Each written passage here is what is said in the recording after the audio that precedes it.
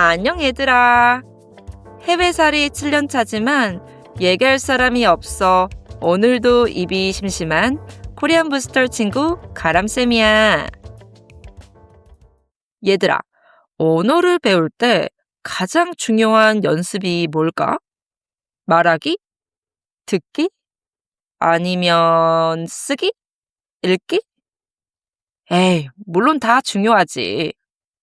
근데 오늘은 그 중에서도 가장 중요한 두 가지 연습, 말하기랑 쓰기에 대해 이야기해 볼게. 근데 왜 말하기랑 쓰기에 대해서만 얘기하냐고? 내가 수업을 오래 하면서 느낀 게 있는데 대부분의 학생들은 인풋에 집중을 하지 아웃풋에 집중하지 않는다는 거야. 물론 언어를 처음 배울 때는 인풋을 많이 하는 게 정말 중요하지. 많이 듣고 많이 읽어야 이 언어에 대한 뉘앙스나 억양도 익힐 수 있고 단어에 많이 노출될 수 있잖아. 그래서 이 듣기랑 읽기가 안 중요하다는 게 아니야. 다만 학생들이 상대적으로 아웃풋을 거의 하지 않는다는 거지. 우리가 언어를 배우는 목표가 뭐야? 소통하는 거 아니야? 내가 사랑하는 사람들, 나의 친구들, 나의 가족들, 아니면 내가 너무 좋아하는 우리 아이돌, 가수나 배우들을 이해하고 또 그들과 소통하기 위해서 배우는 거 아니야?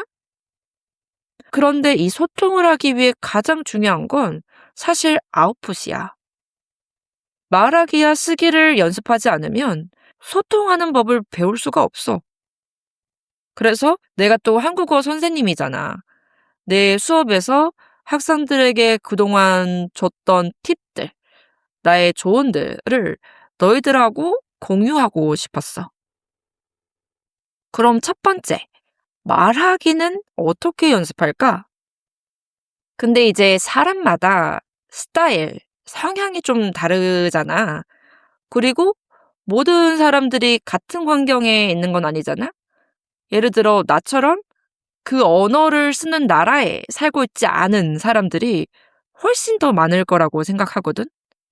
그것뿐만 아니라 어떤 여유가 없는 학생들, 시간적 여유가 없거나 돈적으로, 경제적으로 여유가 없어서 회화 수업을 듣기 좀 어려운 학생들도 있을 테고, 그렇지? 그래서 내가 돈을 최대한 안 쓰면서 자기의 성향에 맞게 말하기 연습을 어떻게 할 수 있을지 생각을 해봤는데 나는 내 학생들한테 이렇게 조언을 해줬던 것 같아.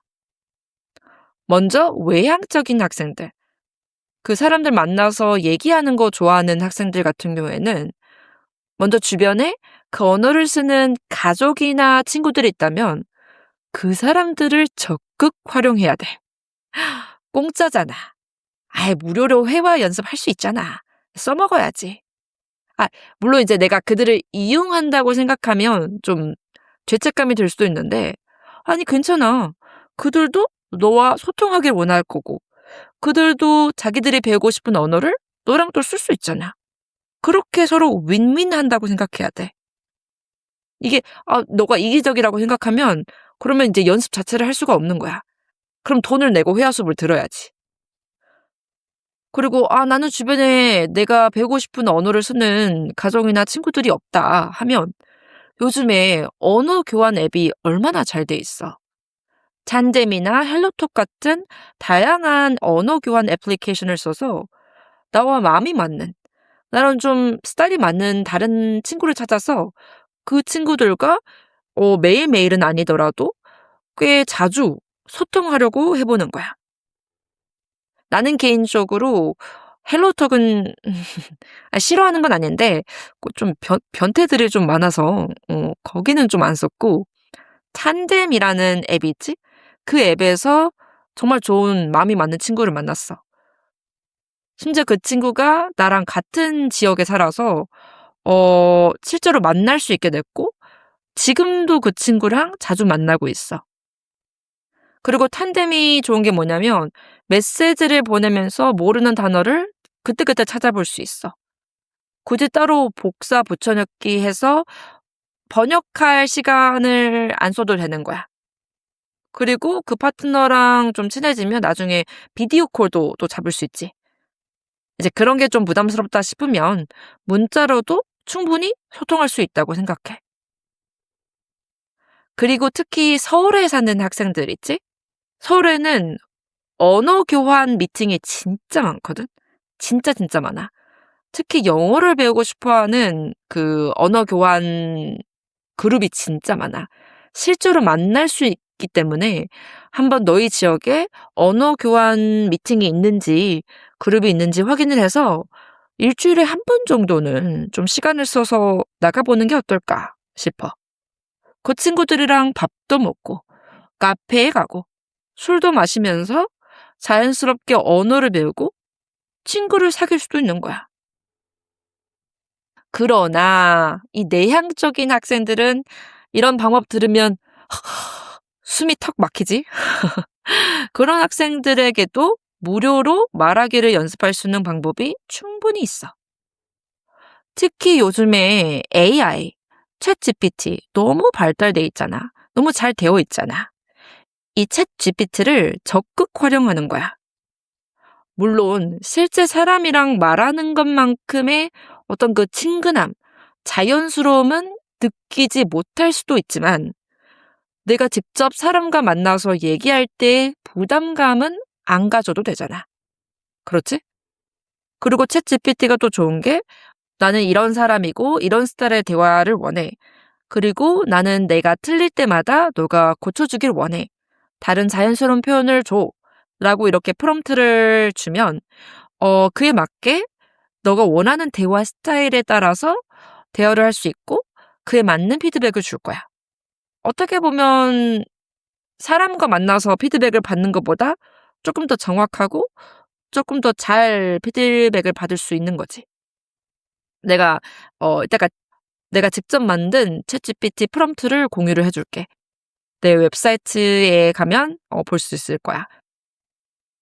그리고 또 이런 내성적인 학생들에게는 내가 매일매일 말하기를 연습할 수 있는 온라인 프로그램에 참가해 보는 것도 너무너무 추천해. 예를 들어서 내가 정기적으로 하고 있는 30일 말하기 챌린지라는 프로그램이 있거든. 매일매일 아니면 일주일에 뭐 5번, 6번 시간이 될 때마다 1분 정도의 말하기 비디오를 찍고 업로드를 하는 거야. 그러면 전문가인 선생님한테 매주 피드백을 받는 거지. 나한테 피드백을 받는 거지. 그러면 내가 직접 누군가와 얘기를 해야 한다는 부담감은 없으면서 매일매일 말하기를 자연스럽게 연습할 수 있고 또 정확한 피드백도 받을 수 있으니까 말하기 실력이 늘 수밖에 없는 거야.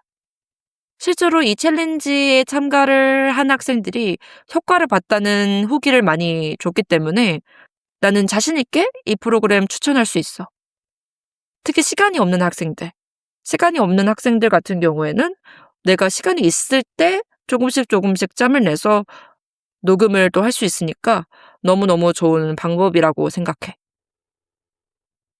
자, 그럼 이렇게 말하기만 연습하면 끝 아니야? 라고 생각하는 너희들도 있을 텐데 아니야. 말하기만 한다고 해서 늘지 않아. 내가 자연스럽게 또 그리고 정확하게 말을 하기 위해서는 쓰는 연습도 너무너무 중요해. 이 쓰기의 가장 큰 장점은 나의 실수를 눈으로 직접 볼 수 있다는 거야. 그리고 고칠 수 있다는 거지. 말하기는 내가 무슨 말을 했어? 이 표현이 틀렸어. 실수야. 다른 사람이 지적해주지 않는 이상 모르고 넘어가잖아. 근데 쓰기는 그게 안 된다고. 내가 써보고 다시 읽어볼 때 이거 좀 표현이 이상한데? 하면 다시 생각하게 되잖아. 그 표현을 고쳐보게 되는 거야. 이 과정이 정말 우리 뇌에 엄청난 영향을 끼쳐. 내가 이렇게 생각하는 과정을 거침으로써 다시 고치는 과정을 거침으로써 나의 생각을 정리할 수 있게 도와주잖아. 그럼 그게 언제 도움이 돼? 나중에 그 비슷한 토픽에 대해 얘기를 할 때 나의 뇌는 이미 이것에 대해 생각을 해봤고 이런 표현을 쓴 적이 있는 거야. 내 뇌가 그걸 기억한다니까? 그리고 일기는 쓸 시간이 말할 때보다 훨씬 더 많이 있기 때문에 모르는 단어를 사전에 찾아가면서 쓸 수 있잖아. 이게 또 어휘력을 풍부하게 하는데 정말 큰 도움이 돼. 말할 때는 내가 잠깐 말하다가 모르는 단어, 기억이 안 나는 단어가 있으면 좀 얼버무리거나 그냥 말 안 하고 넘어가도 대화가 되잖아. 근데 글을 쓸 때는 그런 어휘를 내가 직접 찾아봐야 되니까 몰랐던 단어, 기억이 안 났던 단어를 또 한 번 배우게 되는 거야. 나의 어휘가 늘 수밖에 없지. 그래서 이 일기 쓰기가 너무너무 큰 도움이 돼. 내가 이걸 직접 다 경험해보고 학생들을 시켜보고 실제로 효과가 있으니까 말을 하는 거야. 그리고 이 쓰기는 내가 외향적이든지 내향적이든지 나의 성향이나 스타일에 상관없이 누구나 다 할 수 있는 연습이잖아. 근데 이제 나는 이렇게 매주 자주 말하거나 쓰기 연습을 할 자신이 없다. 누군가 앞에서 좀 푸시하고 피드백을 줘야 할 수 있다 하는 학생들은 내가 이번에 하는 2가지 온라인 프로그램이 있거든? 거기에 참여해보는 것도 적극 추천해. 첫 번째 프로그램은 아까 말했던 30일 말하기 챌린지야. 이번 30일 말하기 챌린지는 9월 1일부터 30일까지 총 30일간 진행이 되고 가능하면 매일 아니면 일주일에 5번, 6번 정도 내가 가능한 시간에 짧은 말하기 비디오를 찍어서 업로드를 하는 거야. 그러면 나는 이 학생들이 하는 실수, 단어나 문법 또는 발음에 대한 실수를 피드백을 써서 주기도 하고 오디오로 주기도 해. 그것뿐만 아니라 30일 동안 쓸 수 있는 말하기 토픽도 주거든. 무슨 토픽에 대해 말할지 모르겠는 학생들은 이 토픽을 참고해서 말하기 연습을 하면 돼. 챌린지 하는 동안 모르는 단어, 배우고 싶은 단어가 있다면 내가 이제 챗GPT를 이용한 AI 딕셔너리 사전 프롬프트를 만들어서 줄 거기 때문에 이 챗GPT에게 물어봐서 함께 연습할 수 있는 그런 좋은 기회도 될 거야. 특히 말하기 자신감이 없는 학생들에게 너무 추천해. 2번째, 6-week booster writing club.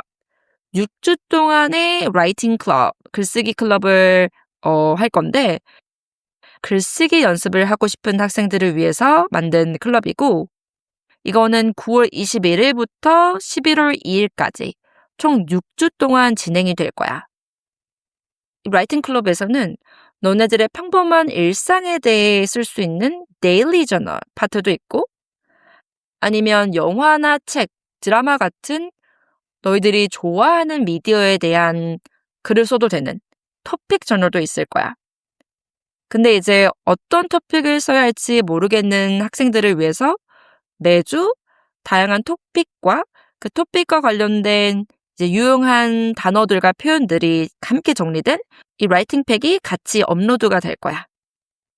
그리고 너희들이 쓴 이 글에 대한 피드백도, 자세한 피드백도 물론 있을 거야. 이 장문 클럽에서 중요한 건 내가 준 피드백을 토대로 너희들이 또 다시 써야 되거든. 그 다시 쓴 글에 대한 피드백도 같이 있을 예정이야. 문장 만드는 연습도 하고 어휘력도 늘리고 일석이조인 셈인 거지. 아무튼 너네들 중에 혹시 이 말하기 챌린지나 장문 클럽에 등록하고 싶은 학생들이 있다면 내 웹사이트에 와서 등록할 수 있으니까 꼭 확인해봐. 그리고 얼리버드 할인 기간도 있으니까 꼭 날짜 확인해서 더 저렴한 가격으로 등록할 수 있길 바래. 아무튼 오늘도 내 에피소드를 들으러 와줘서 정말 고마워. 너네들은 어때? 말하기나 쓰기를 연습할 때 또 어떤 좋은 방법들이 있을까? 혹시 너네들만의 꿀팁 있다면 댓글에 좀 남겨줘. 우리 서로서로 공유하자. 그럼 이번 주도 즐겁게 마무리하고 우리는 다음 에피소드에서 또 만나자. 안녕. 뿅.